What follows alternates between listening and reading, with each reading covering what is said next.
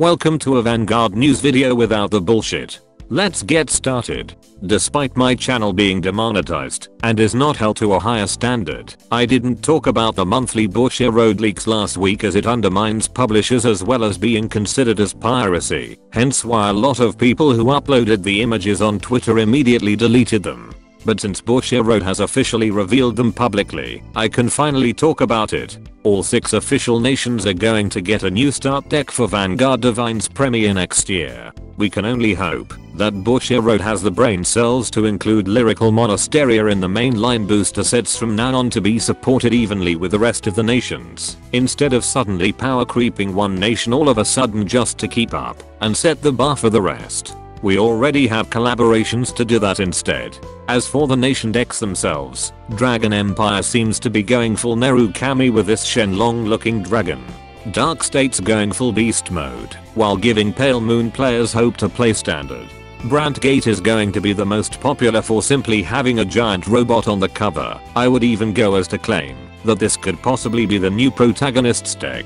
Keta Sanctuary getting a bow user is giving me both Dungaree and Gandiva vibes. That I would also claim that this will be the rivals deck, since bow user units in the game tend to be overpowered with the exception of Amaruda. Stoikeria getting a third iteration of Aqua Force is so uncreative that you might as well start hoarding Inlet Pulse Dragons in preparation of potentially getting another multi-attack deck. And all I can say about Lyrical Monasteria is that at least it isn't a literal Bermuda Triangle deck again. As much as I hype about the new start decks, it seems that only the main grade 3 and Sentinels will be the ones to have abilities. The rest of the cards will be vanilla. On one hand, this is a brilliant strategy to prevent new players from being overwhelmed by various abilities they have to keep track. On the other hand, this is a disgusting marketing strategy to force players into buying the mainline booster sets if they wish to have better cards. In conclusion, you're paying for 4 copies of the new grade 3 with some tutorial vanilla cards.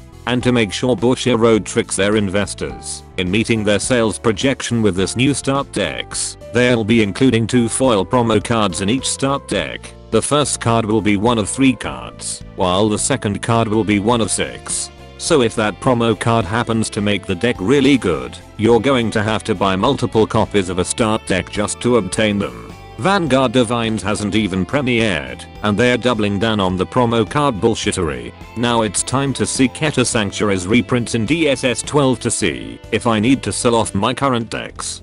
For the rare slot, Majesty Lord and Phantom Blaster finally got their promo waifus reprinted. Now if only Bushiroad could reprint the encounter decks themselves, and maybe people can actually play them. Meanwhile I'm laughing at all the people who tried to sell me Oath of Vengeance for $18 each. Not only did I get 2 copies for that price back then, but now vendors are stuck with a common version that nobody really plays 4 copies of. The double rare slot is once again very disappointing. Fern BL was already in the Graham Grace stand-up deck set and didn't really need a reprint, while Honor Terrier and Enoclete Angel are barely used in Bastion and Youthberg respectively, and Dark Magenta a glooming hatred for those who want to use the turn 3 tech with Justice Thegria.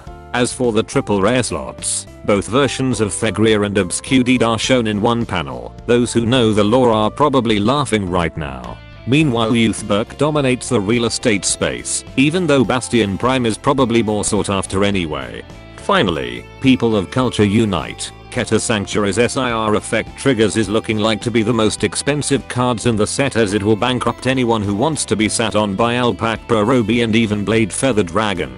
Please go join my Patreon paid membership as I need these SIR cards for scientific purposes. What a shitty time to be demonetized on YouTube. And that concludes this Vanguard news video. Special thanks to my Patreon members. Without them I couldn't continue doing this until the end of the year. Be sure to subscribe and let me know in the comments if Keta Sanctuary should be renamed to Keta Bakery.